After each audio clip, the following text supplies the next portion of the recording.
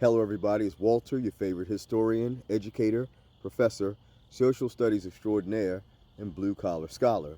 Today's date is October 3rd, 2025. This video is entitled, John Hanson Was Not the First President of the USA.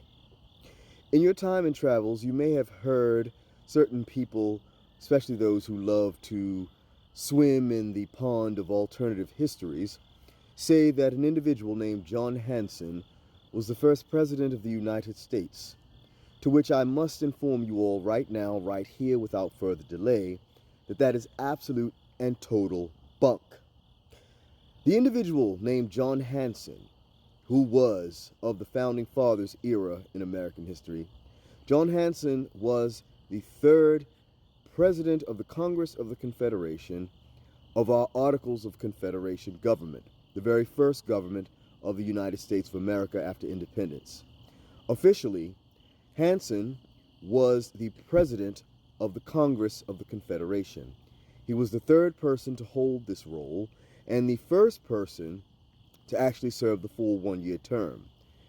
The president of the Congress of the Confederation had virtually no power or authority. They presided over the meetings of the Congress of the Confederation, likely moderated debate, and kept order in general. But that individual had no executive power whatsoever in the sense that we know of as the President of the United States does. Okay, nowhere in any way, shape, or form did this individual function as an executive. They merely presided over the sessions of the Congress of the Confederation. That is all, okay? Mr. Hanson was a wealthy white slave owner from the state of Maryland, okay? And the whole reason they're making this argument of any interest about Hanson is the fact that the Hanson that they think they're referring to was a black man. Now, that John Hanson, who was born almost a decade after the Hanson I was just referring to passed away, that John Hanson was an Amero-Liberian politician, born in the United States of America, specifically in the state of Maryland, city of Baltimore.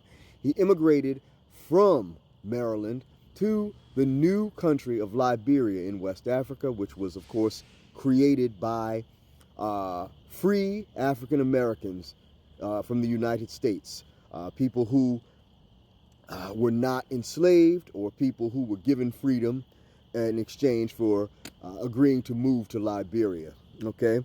Mr. Hanson voluntarily immigrated to Liberia from the United States, and he became a politician in the Republic of Liberia in West Africa. He was indeed an African-American man, all right? He was not in any way an executive either, okay? He served as a senator. So they're wrong on all accounts, okay? The John Hanson that they believe they're referring to, all right, was certainly not African American, and he was in no way a president. He only held the title of President of the Congress of the Confederation, merely a presiding officer, a role not too dissimilar from Speaker of the House, okay? And the Hanson that they would like to be referring to was indeed an African American politician who immigrated to Liberia, thus becoming an Amero-Liberian politician. All right, lived almost a century after the previous John Hanson I'm referring to passed away. Okay, and even he was not an executive. Like I said, he served as a senator in Liberia. To sum it all up, ladies and gentlemen, George Washington was the first president of the United States of America. Under the Articles of Confederation, there was no president of the United States of America. There was a single branch of government, a Congress of the Confederation. No executive, no judicial branch. So whoever came up with this concocted nonsense neither knows history or neither knows how to perform any basic research either on the same account. Because if they did, they would see that there are two Americans named John Hanson, okay, that lived almost a century apart from one another. Neither served as an executive, okay, and one was white and the other was African American. So where they get that from, I don't know. Just made up nonsense. In any case, George Washington was the first president of the United States of America under our current Constitution. Okay? But I'd love to hear your thoughts on the matter as always.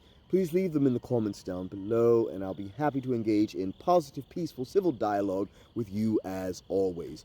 Take care of yourselves, stay safe out there, and I'll talk to you at the next video. Professor Shelton, the Blue Collar Scholar, out.